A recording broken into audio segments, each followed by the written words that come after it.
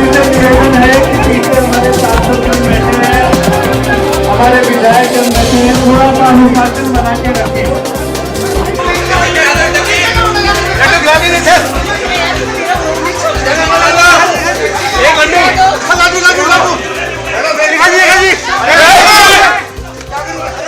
മനു ഭരത ചേരുന്നു കൂടുതൽ വിവരങ്ങളുമായി. മനു, 6ഓളം പേരുകൾ നമ്മൾ കഴിഞ്ഞ ദിവസങ്ങളിലായി കേട്ടു. ഒടുവിലിത ABVP-യിലൂടെ വളർന്നു വന്ന നേതാവ്, ഏറ്റവും പ്രധാനമായി മഹിളാ മോർച്ചയുടെ ദേശീയ വൈസ് പ്രസിഡന്റ് രേഖ ഗുപ്ത ഇന്ദ്രപ്രസ്ഥത്തെ നയിക്കാൻ എത്തിയിരിക്കുന്നു. BJP-യുടെ ധീരമായ തീരുമാനം അല്ലേ?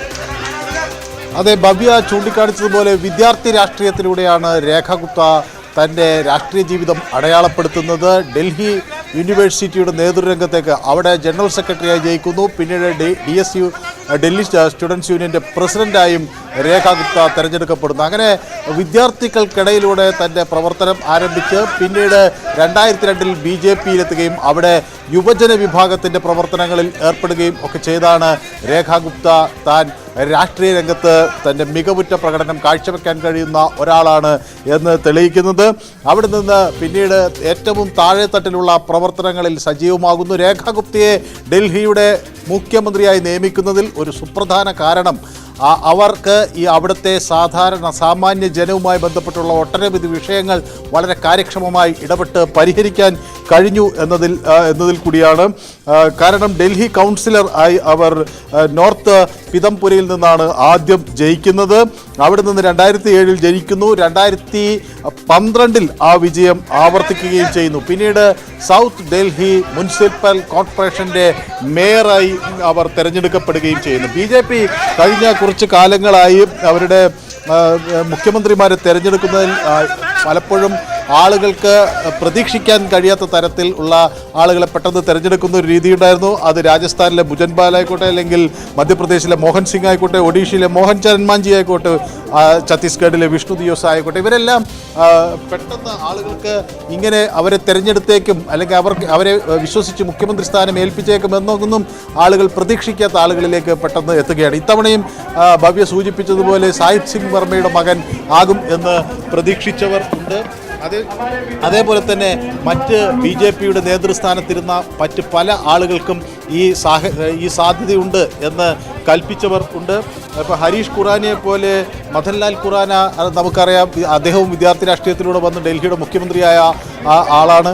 മദൻലാൽ ഖുറാനയുടെ മകൻ ഹരീഷ് ഖുറാനയെ പരിഗണിച്ചേക്കുമോ എന്ന ചോദ്യമുണ്ടായിരുന്നു. അതുപോലെ തന്നെ സതീഷ് ഉപാധ്യായ BJP-യുടെ വളരെ മുതിർന്ന നേതാവാണ്.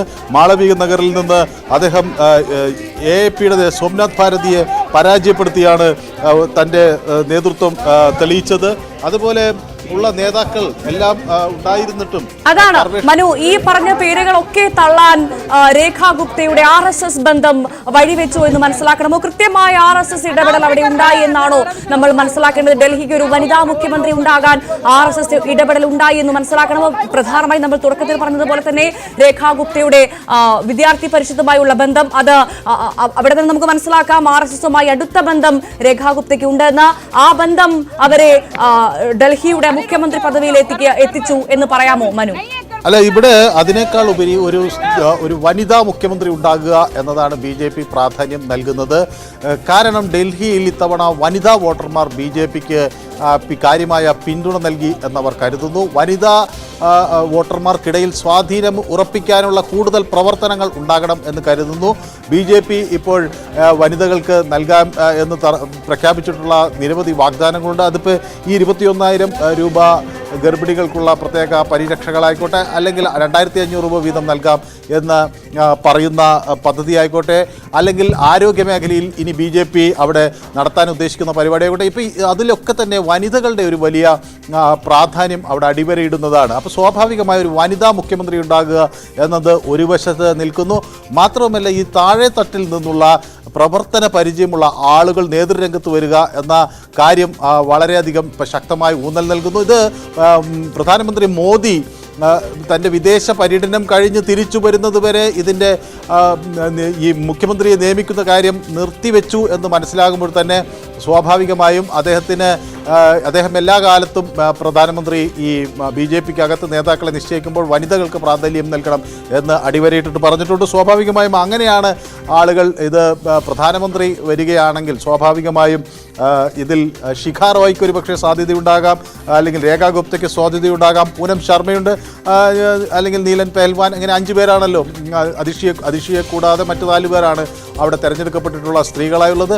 അപ്പോൾ സ്വാഭാവികമായും ശിഖ റായിയുടെ പേരും ഉയർന്നു കേട്ടിരുന്നു. ശിഖ റായും ഇതുപോലെ താഴെത്തട്ടിൽ നിന്ന് പ്രവർത്തിച്ചു വന്ന ഒരു വനിതാ നേതാവാണ്. അപ്പോൾ ഇവർ 2 പേരിൽ ആരെങ്കിലും ഒരാളായിരിക്കും എന്ന് ഏറെക്കുറെ ചിലരൊക്കെ തന്നെ ധരിച്ചിരുന്നു. എങ്കിലും BJP പർവേഷ് വർമ്മയെ പോലുള്ളവരെ തെരഞ്ഞെടുപ്പ് രംഗത്തിറക്കിയപ്പോൾ സ്വാഭാവികമായും അവരുടെ നേതൃത്വം കൂടി പരിഗണിച്ചേക്കും എന്നൊക്കെ ഉള്ള ചർച്ചകളും ഉണ്ടായിരുന്നു. ഏതായാലും ഒടുവിൽ BJP വനിതാ നേതാവ് തന്നെ ഡൽഹിയെ നയിക്കാൻ സുഷമ സ്വരാജിന്റെ മാതൃക പിന്തുടർന്നുകൊണ്ടുള്ള ഒരു വനിതാ നേതാവ് തന്നെ വരട്ടെ എന്ന നിലപാട്. അതാണ് മനു, ഇവിടെ നോക്കൂ, ഈ അടുത്ത കാലത്തായി BJP മുഖ്യമന്ത്രിമാരെ തീരുമാനിക്കുന്നതിൽ സ്വീകരിച്ചു വരുന്ന ഒരു അപ്രതീക്ഷിത നീക്കങ്ങൾ, ആ നീക്കങ്ങൾ ഇവിടെയും ഉണ്ടായി എന്ന് നമുക്ക് എടുത്തു പറയാമല്ലോ. പ്രത്യേകിച്ചും ഒരു BJP വനിതാ മുഖ്യമന്ത്രി വരുമ്പോൾ അത് എത്രമാത്രം നേട്ടമായിരിക്കും ഇനി BJPക്ക് ഉണ്ടാക്കാൻ പോകുന്നത്, അതൊക്കെ മുന്നിൽ കണ്ടുകൊണ്ടായിരിക്കും അത്തരത്തിലൊരു നീക്കത്തേക്ക് BJP ഡൽഹിയിലെത്തിയത്, അല്ലേ മനു? അതെ, BJPയെ സംബന്ധിച്ചിടത്തോളം അവിടെ ആം ആദ്മി പാർട്ടി BJPക്ക് ഒരു ബദൽ, അല്ലെങ്കിൽ BJP എതിർത്തുകൊണ്ട് അവിടെ വിജയം ഉറപ്പിക്കുന്ന ഘട്ടങ്ങളിലൊക്കെ അവിടുത്തെ ഏറ്റവും താഴെത്തട്ടിലുള്ള ആളുകളെയും അതുപോലെ ഡൽഹി നിവാസികളുടെ സിവിക് ഇഷ്യൂസ്, അതായത് അവരുടെ വെള്ളം, കുടിവെള്ളം, അതുപോലെ അവിടുത്തെ പൊതു ശൗചാലയങ്ങളുടെ വൃത്തി, അതുപോലെ സീവേജ്, ഓവുചാലുകൾ, അഴുക്കുചാലുകളുടെ വൃത്തിയാക്കൽ, യമുന നദിയുടെ പൊല്യൂഷൻ, ഇങ്ങനെയൊക്കെയുള്ള വിഷയങ്ങളാണ് പ്രധാനമായും ഡൽഹിയിലെ വോട്ടർമാരെ കാര്യമായി സ്വാധീനിക്കുന്നത്. അപ്പോൾ അവിടുത്തെ സാധാരണക്കാരായ വീട്ടമ്മമാർ, അതുപോലെ ഡൽഹി നിവാസികളായ ഇടത്ത തട്ടിലുള്ളവർ, മധ്യവർഗം ആ വിഭാഗത്തിൽപ്പെടുന്നവർ, ഇങ്ങനെയുള്ളവരുടെ പ്രശ്നങ്ങൾക്ക് പരിഹാരം കാണുന്നതിലൂടെ മാത്രമേ പാർട്ടിക്ക് കൂടുതൽ ഒരു ഇലക്ട്രൽ കരുത്തുണ്ടാക്കാൻ കഴിയൂ എന്ന ഒരു വിശകലനം നേരത്തെ തന്നെ ഉണ്ടായിരുന്നു.